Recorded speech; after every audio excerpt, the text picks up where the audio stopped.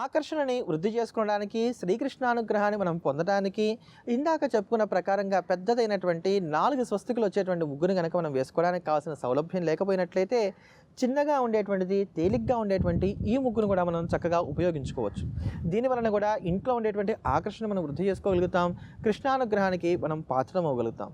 9 చుక్కలు పెట్టుకొని 9 చుక్కల నుంచి 5వ చుక్క వచ్చేంత వరకు కూడా చక్కగా ఏర్పాటు చేసుకొని దాని ద్వారా ఇలా వృత్తాకారాలు వచ్చే విధంగా జాగ్రత్త తీసుకుంటూ మధ్యలో స్వస్తిక్ ఆకారం మనని చక్కగా చిహ్నం వచ్చే విధంగా జాగ్రత్తగా దాన్ని వేసుకోవాలి. ఈ స్వస్తిక్ ఆకారం ఇలా మధ్యలో వచ్చి దాని చుట్టూ ఒక వృత్తం అంటే ఒక చక్కటి సర్కిల్, దాని తర్వాత మళ్ళీ ఇంకొక సర్కిల్, దాని వైపు అంతా కూడా 8 పద్మాలలాగా వచ్చే విధంగా కానీ 6 పద్మాలు వచ్చే విధంగా కానీ ఈ ప్రకారంగా వేసుకోవడం వలన చక్కటి ఆకర్షణ అన్ని విధాలా కూడా వృద్ధి చెందుతుంది. అదే ప్రకారంగా మా ఇంట్లో ఐశ్వర్యం స్థిరంగా ఉండాలి, వచ్చినటువంటి ఐశ్వర్యం కదలకుండా ఉండాలి, వచ్చిన ప్రతి రూపాయి కూడా చక్కగా నీటిలాగా వెళ్ళిపోతుందండి, అలా వెళ్ళకుండా ఐశ్వర్యం అంతా స్థిరంగా ఉండాలి, లక్ష్మీదేవి మా ఇంట్లోనే ఉండిపోవాలి అన్నట్లయితే కూడా ఉపకరించేటువంటి తేలికైనటువంటి ముగ్గులు ఉన్నాయి. ఇది మన పాత వాళ్ళని, కొంచెం పెద్దవాళ్ళని, మన వెనకతరం వారిని అడిగినా కూడా చెప్తారు ఆ ముగ్గు గురించి. ఆ ముగ్గే తులసి కోటల ముగ్గు. ఆ తులసి కోటల ముగ్గే ఈ ముగ్గు. చక్కగా 11 చుక్కలతోటి 11 వరుసలు వచ్చే విధంగా పెట్టుకోవాలి. 11 చుక్కలు 11 వరుసలు వచ్చే విధంగా పెట్టుకున్నప్పుడు 4 వైపులా కూడా 4 తులసి కోటలు వస్తాయి. 4 వైపులా కూడా 4 తులసి కోటలు ఉండి ఇవి మహాలక్ష్మికి చక్కగా స్వాగతం పలుకుతూ మన ఇంట్లోనే స్థిరంగా ఐశ్వర్యాన్ని ఏర్పాటు చేసుకోవడానికి కావాల్సిన ప్రజ్ఞని మనకు అనుగ్రహిస్తాయి. కనుక ఈ తులసి కోట ముగ్గుని కనుక నిత్యం దేవుడి దగ్గర కానీ వాకిట్లో కానీ వేసుకుంటూ వచ్చినట్లయితే ఐశ్వర్యాన్ని మనం స్థిరంగా అట్టిపెట్టుకోగలుగుతాం. అయితే ఈ ముగ్గు వేసేటప్పుడు జాగ్రత్తగా గుర్తుపెట్టుకోవాల్సింది మాత్రం బియ్య పిండితోనే ఈ ముగ్గు వేసుకోవాలి. 11 చుక్కలు 11 వరుసలు. చాలా తేలికైనటువంటి ముగ్గు, చాలామందికి తెలిసినటువంటి ముగ్గు కూడా. ఇటువంటి మరిన్ని అద్భుతమైనటువంటి ముగ్గులకి సంబంధించిన అంశాల గురించి తెలుసుకోబోయే ముందుగా బుధవారాన్ని పురస్కరించుకొని హరిహర సుతుడైనటువంటి అయ్యప్ప స్వామి వారికి సంబంధించినటువంటి గీతాన్ని శ్రవణం చేద్దాం. అయ్యప్ప కరుణా కటాక్షాలకు పాత్రులమవుదాం.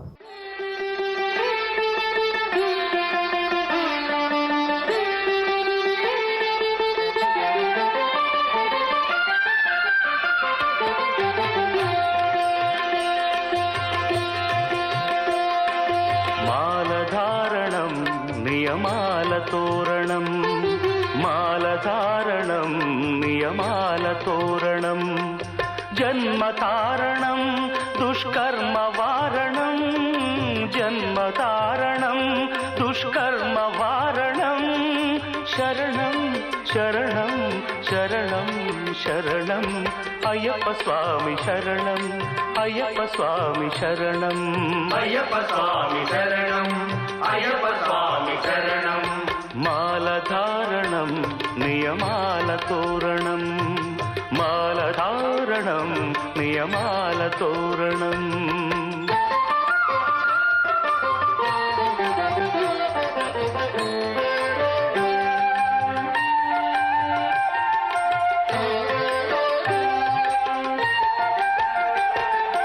ఉదయాస్తమ్ముల సంధ్యలలో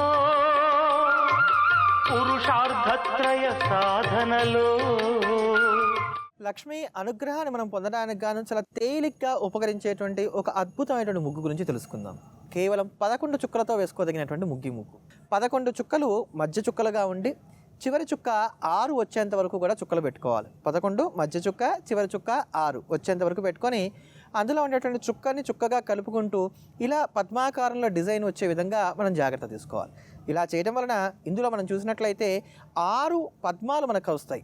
6 పద్మాలు అంటే ఒకే పద్మానికి ఉన్నటువంటి 6 రేకులలాగా వచ్చి అటువైపు నుంచి అన్ని వైపుల నుంచి కూడా ఆ పద్మాలని చూస్తున్నట్టుగా ఉండేటువంటి ఒక ఆ అనబడేటువంటి అక్షరాలలాగా ఉన్నటువంటివి మనకు కనబడుతూ ఉన్నాయి.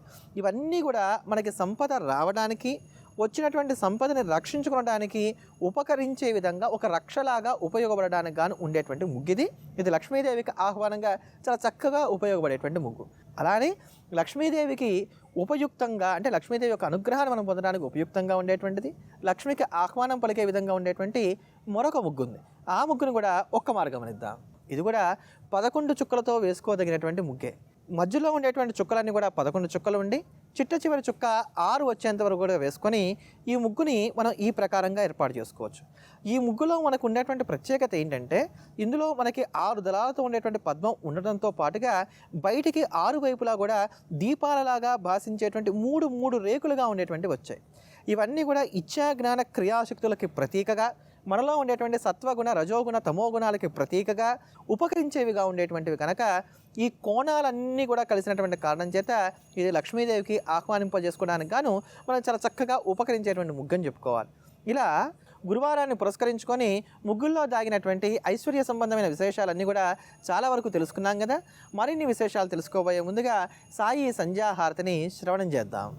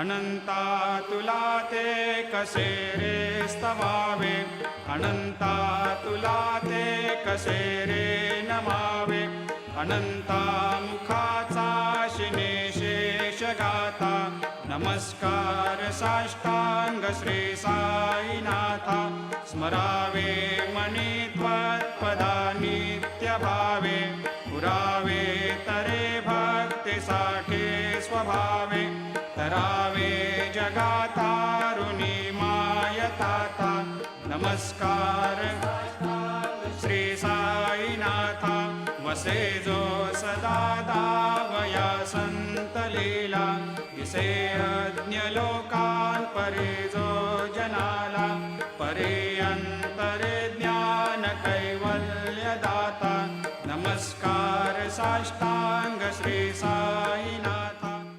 వ్యాపారంలో వృద్ధి రావడానికి గాను మనకి తేలిగ్గా ఉపకరించేటువంటి పరిహారాల గురించి మనం ప్రతిరోజు తెలుసుకుంటున్నాం కదా.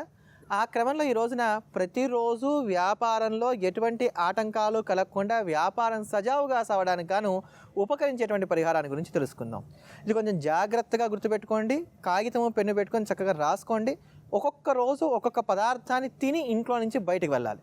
ఆ పదార్థాన్ని తిని ఇంట్లో నుంచి బయటికి వెళ్ళడం వలన ఆ రోజంతా కూడా వ్యాపారం సజావుగా సాగుతుంది. ఇందులో ఆదివారం రోజున పాన్ తినండి. ఆదివారం రోజు పాన్ తింటాం కనుక మీకు అలవాటు లేదనుకున్నట్లయితే కనీసం ఒక 2 తమలపాకులు నోట్లో వేసుకుని హాయిగా నవిలి వేసేయండి. ఆదివారం రోజు పాన్ తినాలి. అలానే సోమవారం రోజున అద్దం చూసుకొని బయటికి వెళ్ళాలి. అంటే మీరు ఎప్పుడో తలదూకుంటున్నప్పుడో లేకపోతే పొద్దున్న నిద్ర లేచినప్పుడు డ్రెస్ చేసుకునేటప్పుడో చూసుకునే అద్దంతో సంబంధం లేదు. ఇంట్లో నుంచి బయటికి వెళ్ళేటప్పుడు సోమవారం రోజు అద్దం చూసుకొని బయటికి వెళ్ళాలి. అట్లానే మంగళవారం రోజున బెల్లం తిని వెళ్ళాలి. మంగళవారం నాడు బెల్లం